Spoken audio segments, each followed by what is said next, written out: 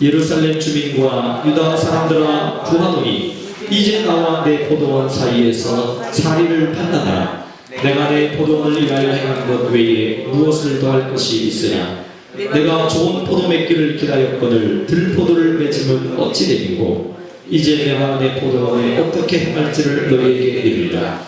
내가 그 울타리를 걷어 먹힘을 나가게 하며 그 다물로 짓밟히게 할 것이요 내가 그것을 황폐하게 하리니 다시는 가지를 자름이나 불을 돋우지 못하여 찔레와 가시가 날 것이며 내가 또 구름에게 명하여 그 위에 비를 내리지 못하게 하리라 하셨으니 너는 만군의 여호와의 포도원은 이스라엘 족속이요 그가 기뻐하시는 나무는 유다 사람이라.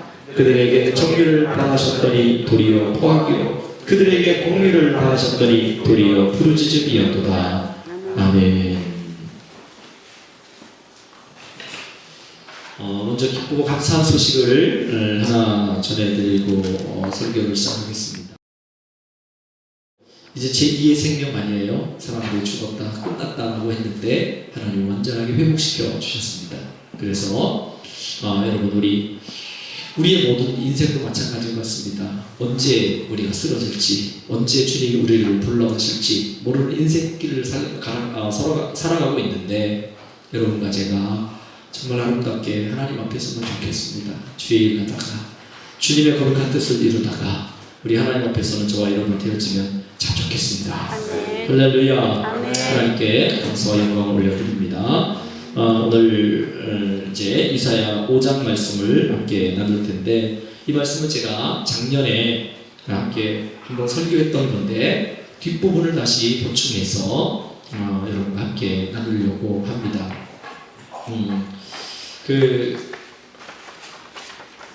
어떤 분이 책을 썼습니다. 그 책의 제목이 눈먼 기독교라고 하는 책이었습니다. 눈먼 기독교. 근데 거기 눈먼 기독교 책의 앞에 부분에 황당한 에피소드 하나가 거기 기록되어져 있습니다. 그 내용이 뭐냐면 아프리카 나라의 수단이라는 나라를 갔는데 거기가 굉장히 뜨거운 열대 지방이잖아요. 그래서 코카콜라를 사 먹으려고 이제 마트에 가서 코카콜라를 이제 봤습니다. 그랬더니 코카콜라 병이 있는데 그 병을 들고 이렇게 보니까 뚜껑은 세븐업 뚜껑이 딱 덮쳐 있는 거예요. 붙어 있고 그리고 안에는 코카콜라가 원래 검은색이잖아요. 검은색 물인데 노란색 물이 거기 들어 있는 거예요. 그래서 희한하다. 그러면서 이제 그 병을 가지고 마트 주인에게 얘기를 했습니다. 여기 병은 코카콜라 병인데 왜 뚜껑은 세븐업입니까? 라고 물었더니 우리나라는 가난한 나라이기 때문에 재활용해서 쓴다는 거예요. 병도 뚜껑도 다 병만 재활용해서 쓴다는 거예요. 이제 그런가 보다 하고 하면서 이제 뚜껑을 따가지고 콜라를 먹으려고 딱 먹었는데 이게 콜라가 아니라 여러분 우리가 요새 누렇게 나는 환타 종류의 노란 것이었습니다. 그래서 이 주인에게 또 따졌습니다. 아니 나는 콜라를 원했는데 이 안에 들어보니까 이건 환타인데 왜 콜라가 아니냐고 그랬더니 그 사람이 한 말이 더 황당했다는 거예요.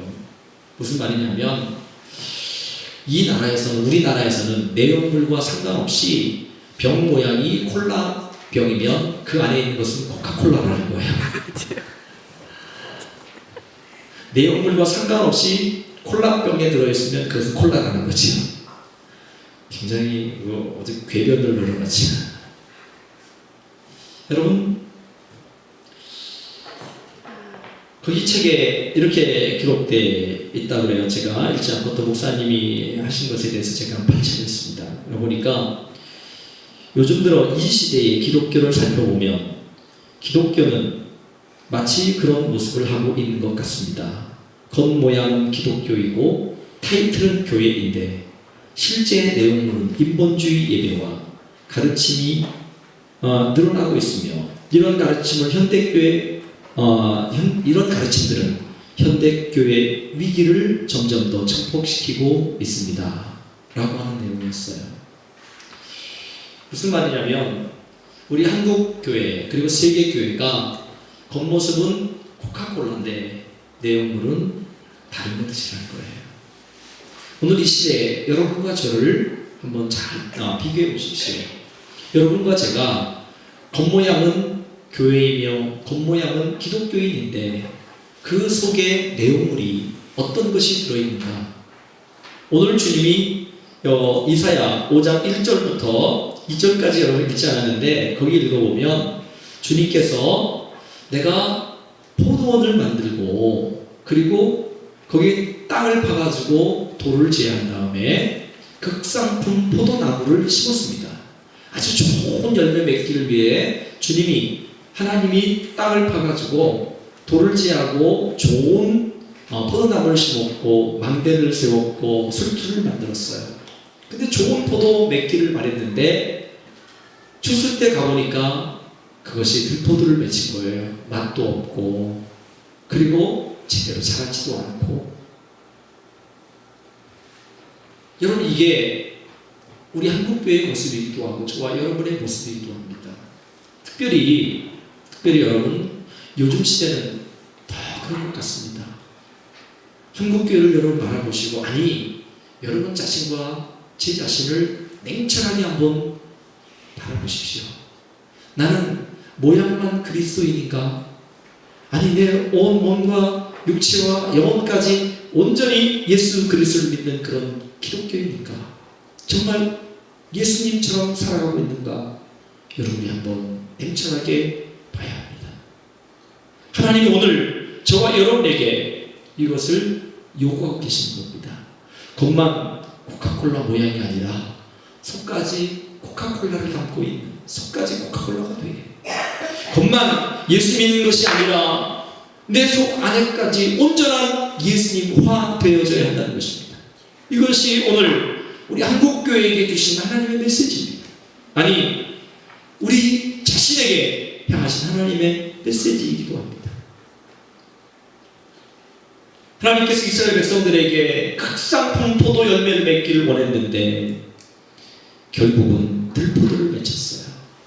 그래서 주님이 뭐라고 말씀하셨어요? 거기 보세요. 내가 예루살렘과 그 다음에 유다 사람들에게 이렇게 말하겠다. 좋은 포도 맺기를 기다렸는데 들포도를 맺히면 어찌미냐. 그러면서 5절 6절 말씀에 주님이 진노하시는 것이 나오고 있습니다. 내가 내 포도원을 어떻게 할까?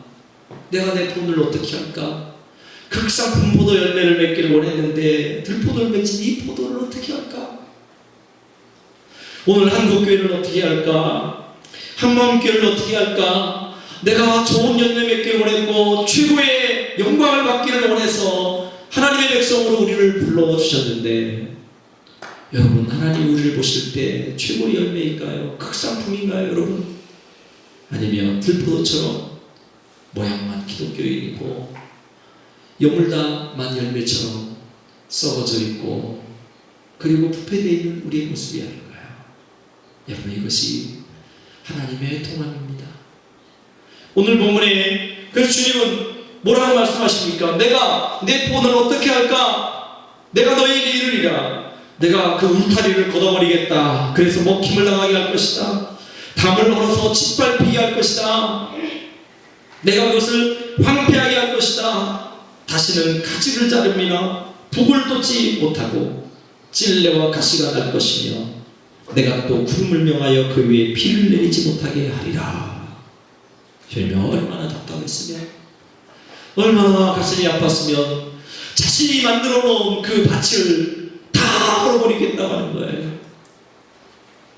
얼마나 가슴 아픈 거예요. 저 이 말씀을 읽으면서 하나님 앞에 부르짖었습니다.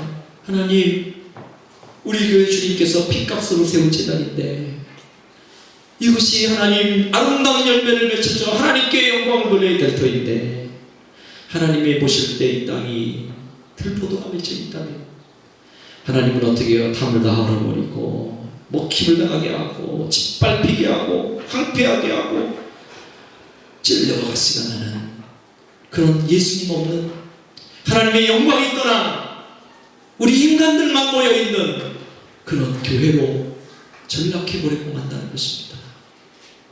여러분이 교회가 이 시대에 하나님이 원하시는 교회 되기를 원합니다. 하나님의 진노가 아니라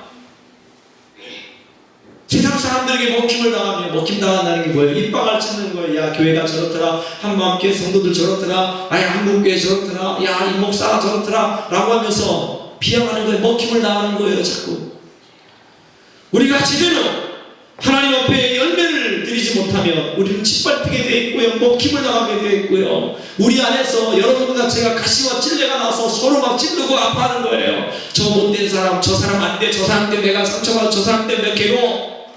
여러분, 이게 교회 안에서 이루어지는 거예요. 주님 없는 것이 거예요.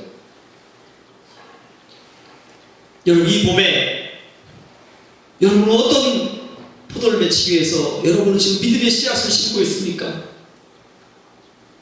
저와 여러분은 극상품 포도 열매를 하나님께 드리기를 우리는 원하고 있습니다.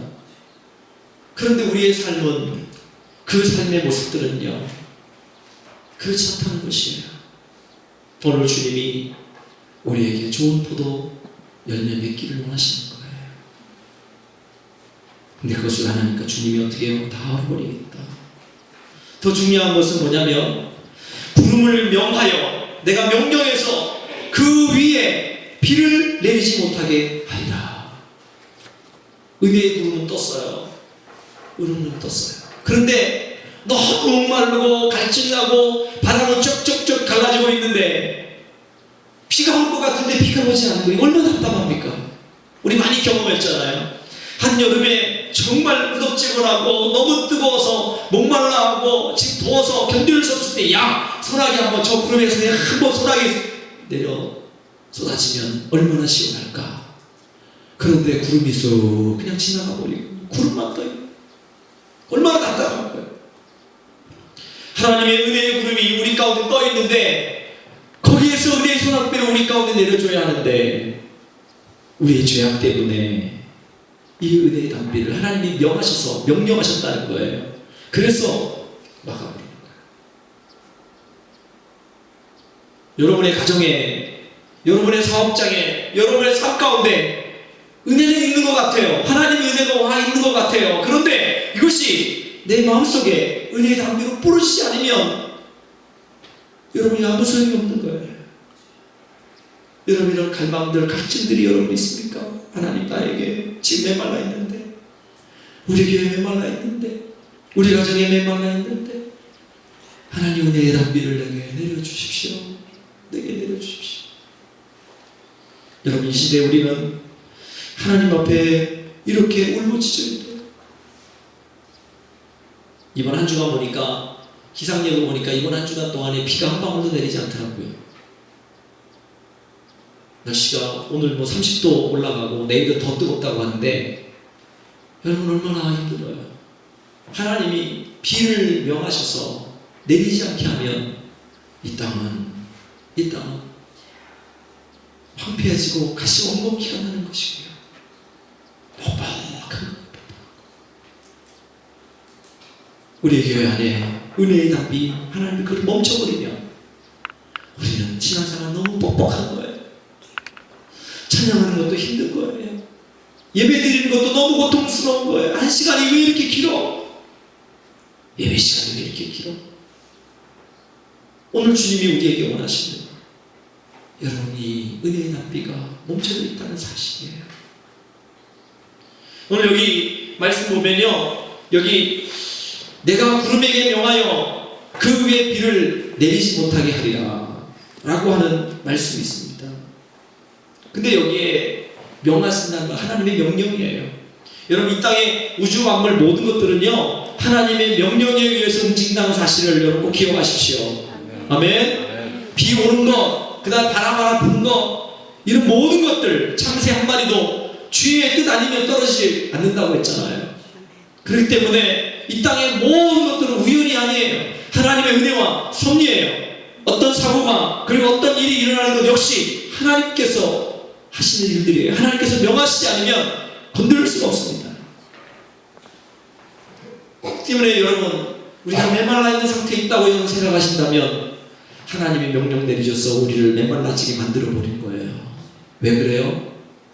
좋은 열매 맺지 못하기 때문에 하나님 흩어버리시고 하나님은 무너뜨려버리시는 거예요. 비를 내리지 않는 구름, 이것은 소용이 없습니다. 비를 내려야 돼요. 은혜의 비가 내려줘야 돼요. 이 비가 내리지 않으면 식물은 살을 수가 없습니다. 지금 제가 뒤에다가 이제 그 상추하고 고추 같은 거 심었는데 물을 주는데도 말라 죽어요. 다 죽더라고요. 몇 개 벌써 죽었어요. 상추도 다 죽었더라고요. 하나님, 인간의 노력으로 되는 것이 아니고요, 하나님의 은혜로 되어졌다는 사실들을 이 자연만물을 보면서 우리는 깨닫게 되는 것입니다. 여러분, 그래서 제가 여러분과 이제 몇 번 말씀을 여러분에게 드렸지만, 여러분 정말 하나님께서 우리에게 은혜의 담비를 내려주시려면 우리가 어떻게 해야 되는가? 여러분, 그거 굉장히 중요하잖아요. 그것을 여러분 함께 나누려고 합니다. 첫 번째는요, 하나님이 은혜의 담비를 내려주려고 하는 그 사람을 찾으신다고 하는데, 그 사람이 어떤 사람이냐? 그것은 예배하는 자입니다. 예배하는 자. 요한복음 4장 23절 우리 같이 한번 읽어볼까요? 요한복음 4장 23절 여러분 찾아보십시오. 요한복음 4장 23절 우리 큰 소리 함께 읽겠습니다. 시작. 하나님 아버지께 참되게 예배하는 자들은 영과 진리로 예배할 때가 오나니 곧 이때라. 영원 아버지께서는 자기에게 이렇게 예배하는 자들을 찾으시느니라. 아멘. 자, 여러분 여기 잘 기억해 보세요. 아버지께 참되게 예배하는 자들은 영과 진리로 예배한답니다. 근데 그때가 어느 때냐? 지금 이때라는 거예요.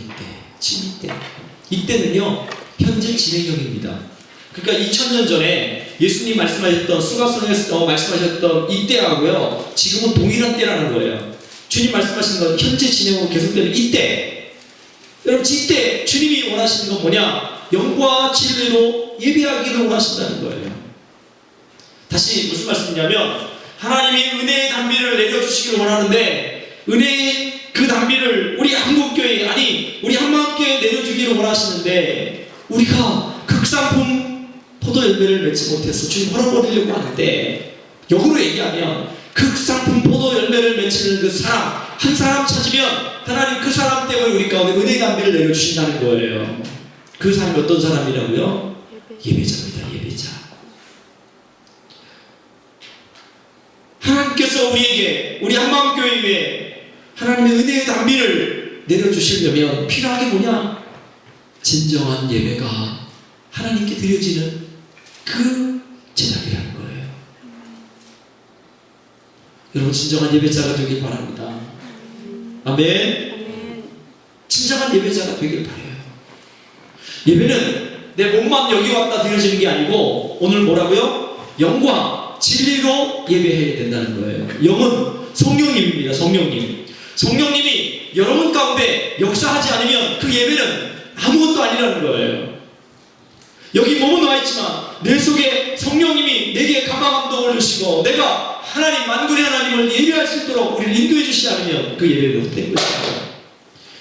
매주마다 여러분 52주의 예배를, 주일 예배를 빠지지 않고 드렸다 할지라도, 여러분 얼마나 성령님이 역사하시는 그 예배를, 여러분 자신에게 역사하시는 그 예배를 하나님께 드리는 것이 얼마나 되나요? 성령님이 역사하시도록 우리의 마음의 문을 열어드려야 돼요. 주님, 오늘 예배 가운데 임해 주십시오. 간절함과 사모함을 가지고 여러분 여기 와야 돼요. 그때 성령님께서 여러분의 마음을 확 잡아주셔서 예배 가운데 은혜가 되게 하시고 역사가 일어나는 것입니다. 그 예배 정말 중요해요. 그리고 예수님을, 그 진리 대신 예수님에 의하여 우리는 주님의 보좌 앞으로 나아가 예배드릴 것입니다.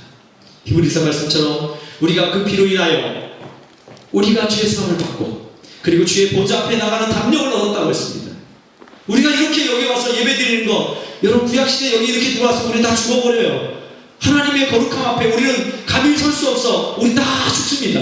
그런데 예수 그리스도가 우리를 위하여 십자가에 죽으신 그 보혈을 의지하고 우리가 여기 왔기에 하나님 보좌 앞에 우리는 나갈 수 있는 담대함을 얻게 되는 것입니다. 그래서 마음껏 살아계신 하나님을 예수 그리스도의 보혈의 피를 의지하여 찬양하고 경배할 수 있는 것입니다. 여러분 오늘 어떤 마음으로 여기 예배 왔습니까? 여러분 진정한 예배를 드리고 있습니까? 아니면 들포도를 맺히는 그런 예배를 드리고 있습니까? 예배는 드린 것 같은데, 예배당에 와 있는 것 같은데 나 여기 앉아 있잖아요. 이게 아니고 여러분 신령 깊은 곳에서 나의 왕, 나의 만군의 주가 되시는 그 하나님 앞에 내가 온 영과 온 진리 되신 예수 그리스도를 의지하여 하나님 앞에 예배드리고 있는가? 여러분 이것은 굉장히 중요한 것입니다. 그 사람들이 없으면 하나님은 우리 교회를 헐어버리시는 거예요. 쓸모없는 거예요. 우리가 이 교회가 존재하는 이유가 없는 거예요. 이 예배당이 존재하는 이유는 하나님이 예배 받으시기 위해서 그러실 거예요. 그리고 두 번째입니다. 두 번째 한번 찾아가 보시겠습니다. 예레미야 5장 1절을 한번 읽어볼까요? 너희는 예루살렘 거리로 빨리 다니며 그 넓은 거리에서 찾아보고 가라. 너희가 만일 정의를 행하며 진리를 구하는 자를 한 사람이라도 찾으면 내가 이 성을 용서하리라. 아멘. 이렇게 한번 따라합시다. 정의를 행하며 진리를 구하는 자 몇 사람이요?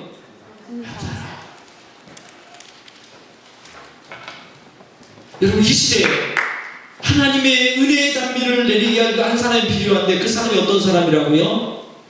예루살렘 성을 무너지지 않도록 막을 수 있는 그 한 사람이 어떤 사람이라고요?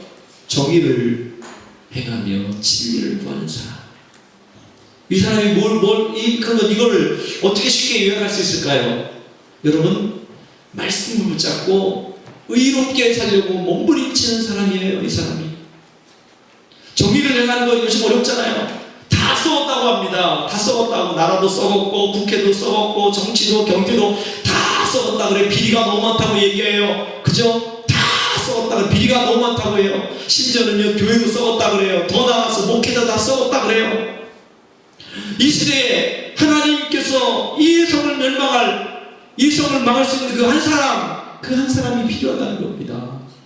그 한 사람을 찾으면 하나님께서 이 땅을 멸망시키지 않는다고 하는 거예요. 우리 교회에 그 한 사람이 세워진다면 여러분 하나님이 이 자를 통해서 역사를 일으키시는 거예요.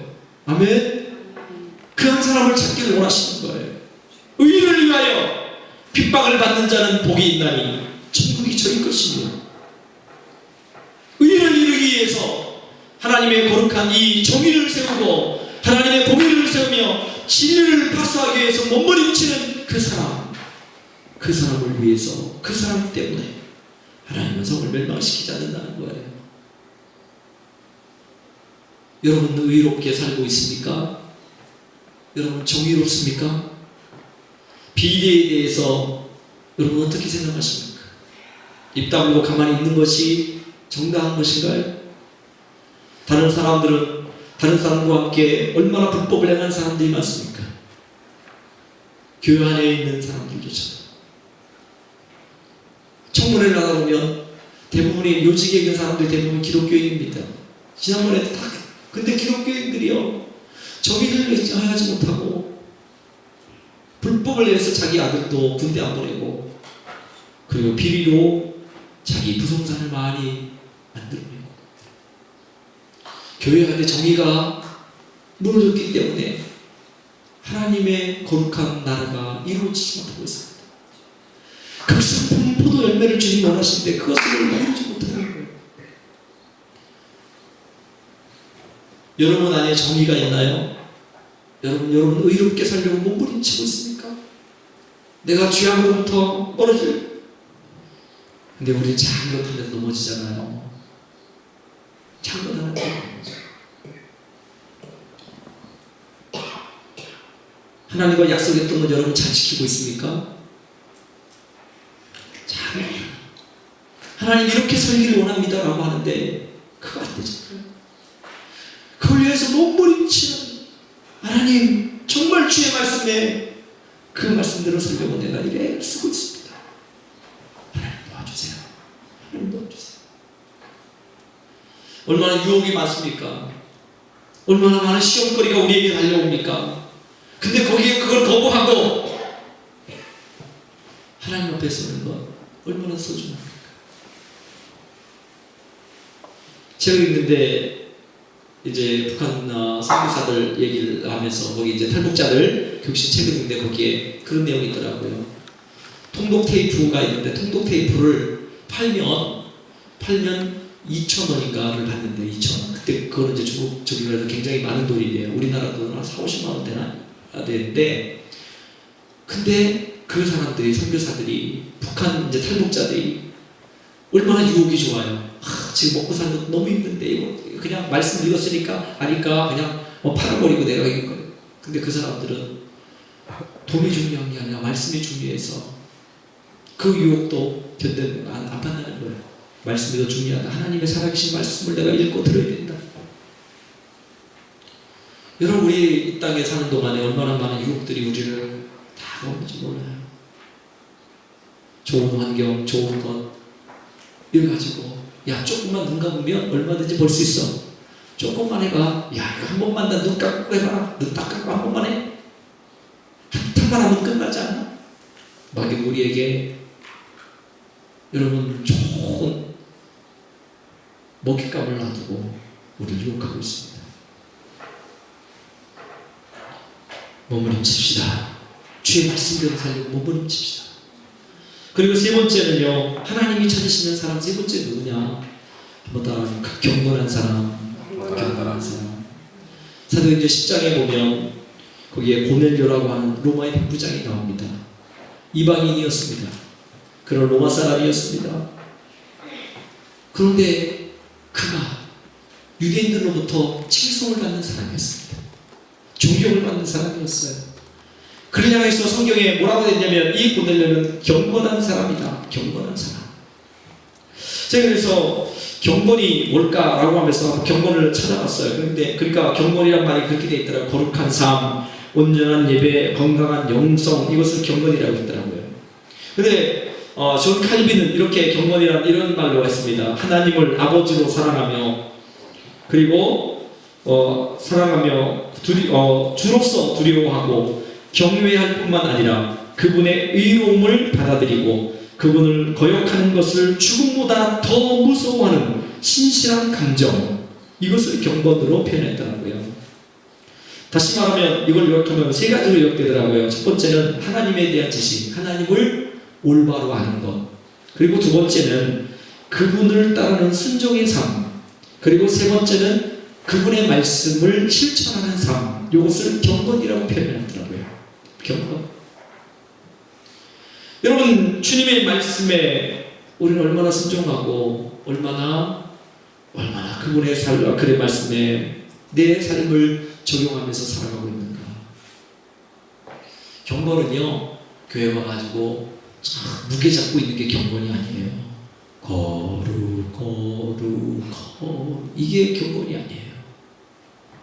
하나님 그분이 어떤 분인가를 알고 그분의 말씀에 100% 순종하고 그리고 그분이 말씀하신 곳에 내가 그 말씀을 실천하며 살아가는 것이 경건이라는 거예요. 경건. 여러분 경건한 삶을 살고 계십니까? 그렇지 않으면 주님이 비를 명하여서 구름에 명하여서 비를 내리지 못하도록 막아버리시는 거예요. 여러분 우리 교회에 하나님께서 이 경건의 은혜 주시기를 바랍니다. 여러분과 제가 이 경건의 사람들 되어지기를 바랍니다. 경건의 삶을 살아야 돼요. 그리고 네 번째입니다. 한번 따라하겠습니다. 마지막 때에 믿음을 보겠느냐. 누가복음 18장 8절에 있는 말씀이에요. 그 말씀 보니까 다시 한번 따라합니다. 진정한 믿음. 여러분 진정한 믿음 있습니까? 네?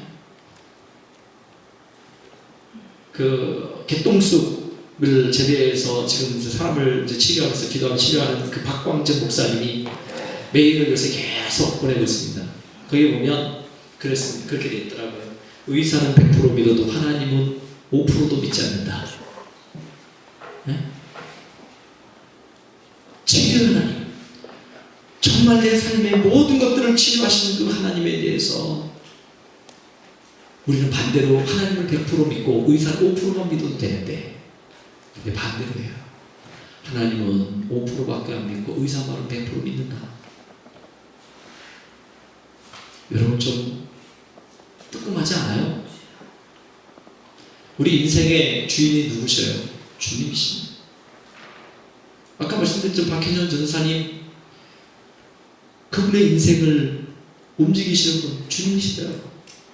그의 죽음, 삶의 모습들 다 하나님의 손에 있습니다. 우리도 오늘 밤에 어떻게 될지 몰라요. 예배 드리고 나서 어떻게 될지 몰라요.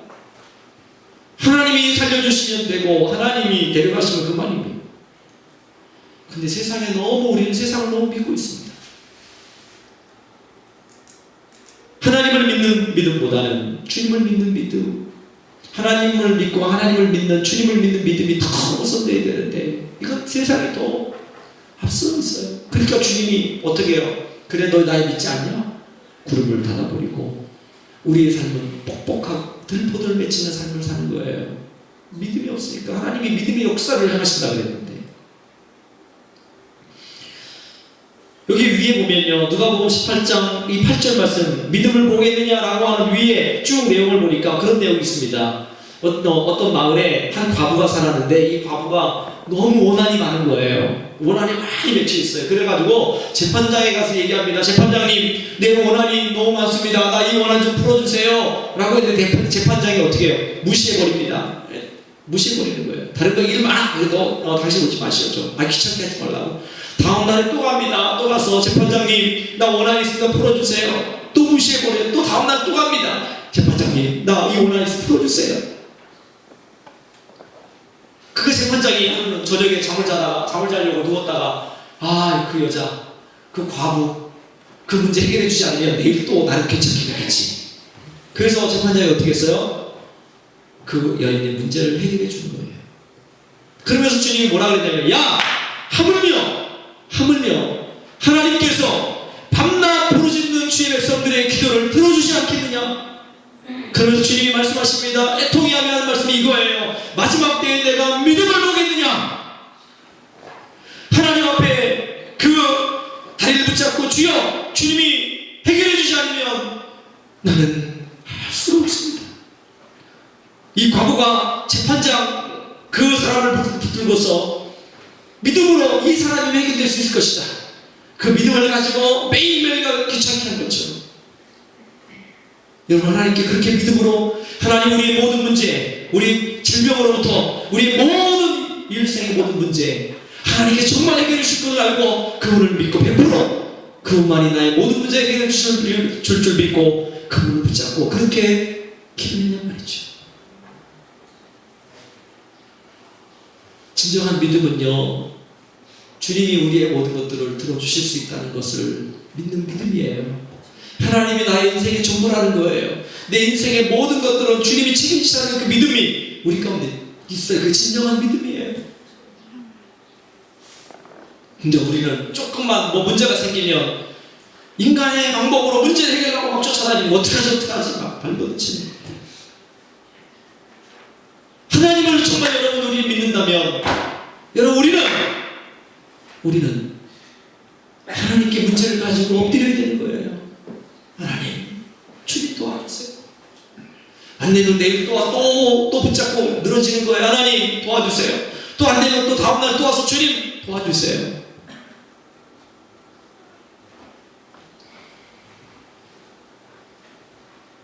여러분, 우리 아이들을 키울 때 우리 아이들이 자꾸 아버지, 엄마에게 와가지고 같이 같은 애원하잖아요. 그죠? 나 이거 해주세요. 나 이거 해주세요. 그러면 때로는 귀찮아요. 그죠? 그러면 저놈 소 들어주지 않으면 매일매일 그럴 거다. 그래가지고 어떻게 해요? 소 들어주잖아요. 그럼 해주잖아요. 인간의 아버지도 그런데 하나님 아버지도 우리는 하나님을 믿고 계시잖아요. 살아계신 하나님, 전능하신 하나님, 온 우주의 주인 되신 하나님, 전지전능하신 하나님을 믿고 있는데 우리는 그 하나님을 5%도 믿지 않는다는 거죠. 여러분 한번 공부해 생각해 보세요. 여러분 정말 하나님을 100% 믿고 있습니까? 50% 믿어도 굉장히 많이 믿는 겁니다. 여러분의 삶 가운데 예수님을 얼마나 믿고 있는가?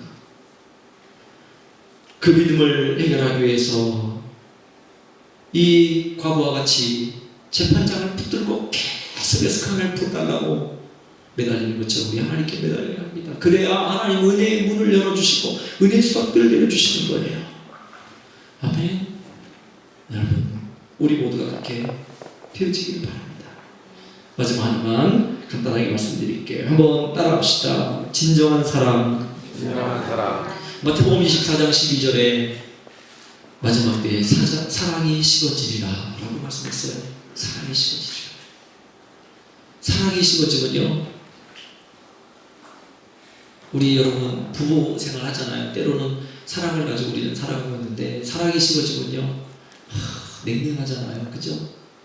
사랑이 식어지면 어떤 때는 보기 싫잖아요.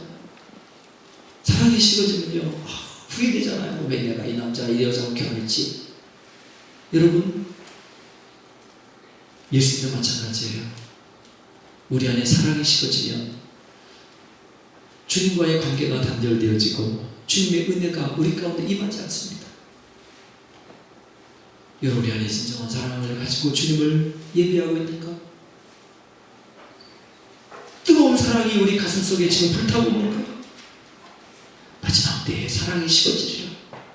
사랑이 뜨거운 사람, 이 사랑의 가슴이 뜨거운 사람, 그 사람을 주님은 오늘 찾고 계시는 거예요. 찾고 계십니다. 열정적인 사람, 그 사람 어떤 사람?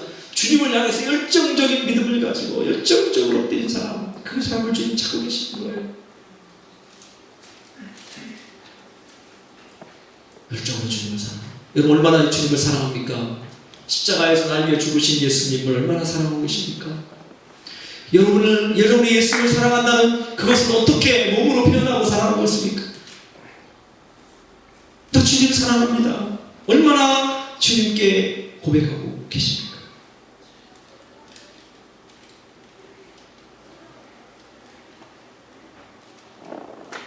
지난번에 한번 어떤 설교를 듣는데 어제였나 설립 예배가 어제 이천에서 있어서 저희 동기분이 설립 예배가 있어서 거기 갔다 왔는데 골로 목사님이 그런 말씀을 하시더라고요. 어떤 교회 장로님이 계신데 그 장로님이 매일 퇴근할 때마다 항상 교회 와서 기도하고 교회를 돌아보고 집에 간다는 거예요. 우리 교회도 이런 사람이 좀 많았으면 좋겠어요. 부럽더라고요. 매일마다 한 번도 안 빠지고 교회 와가지고 퇴근해가지고 교회 와서 기도하고 교회에 어디 뭐가 휴지가 떨어진 거 없나, 그리고 뭐가 잘못된 건 없나, 그분이 말씀하신 쥐구멍이 없나, 그런 걸 살피면서 저의 전체를 돌아보고 정리정돈이 안 된 것이 없나 돌아보고 집에 간다는 거예요. 근데 어느 날 와보니까 청년 애들이 그냥 왔다가 불 다 켜놓고 그 난로도 켜놓고 가는 거예요. 그래서 불이 났어요. 근데 불이 났는데 이 장로님이 와서 보니까 그 장로님이 안 왔더라면 그 교회는 다 타버리고 말았다. 불을 빨리 꺼버리고. 하나님께 그렇게 헌신하고 봉사하고 충성했더니 하나님께서 그 장로님을 정말 위대하게 하나님이 세워주셨다는 거예요. 우리 교회에 그런 성도들이 좀 많았으면 좋겠어요. 매일마다 와서 기도하고 퇴근할 때 집에 가서 빨리 가서 쉬어야지, 이게 아니고 교회 가서 우리 어디 뭐가 잘못되어 있는 거 없나? 의자가 삐뚤삐뚤되어 있지 않나? 휴지가 떨어져 있지 않나? 어디 화단에 물을 줘야 되는가? 물 좀 줘야지. 예수님을 사랑한다는 게 뭘까요? 교회를 사랑한다는 게 뭘까요? 하나님을 사랑한다는 게 뭘까요? 여러분, 정말 우리가 예수 믿는다는 게 뭘까요? 가장 근본적인 것, 주님을 사랑한다는 것이 뭘까요? 오늘 이 시대에 하나님의 은혜의 담비가 멈춰지고 있습니다. 인본주의 사상이 이 땅을 맴돌고 있고 교회 안에 들어와서 사람 냄새만 나는 그런 교회로 전락하고 말았습니다. 간절히 소원하는데요, 우리 한마음교회가 그렇게 되지 않기를 바랍니다. 하나님의 은혜의 단비가 우리 교회에 내려지기를 바랍니다. 하나님이 찾으시는 사람, 그 사람들만 있다면 우리 교회는 하나님의 은혜로 풍성하게 될 줄 믿습니다. 그것이 뭐야? 하나님을 예배하는 사람, 그리고 의롭게 살려고 몸부림치는 사람, 경건한 사람, 믿음, 진정한 믿음을 가지고 하나님 앞에 엎드린 사람, 사랑에 마음이 불타오르고 뜨거운 열정이 있는 사람, 여러분 그 사람들이 되어지기를 주님의 이름으로 간절히 축복합니다. 잠깐 우리 한번 기도하겠습니다.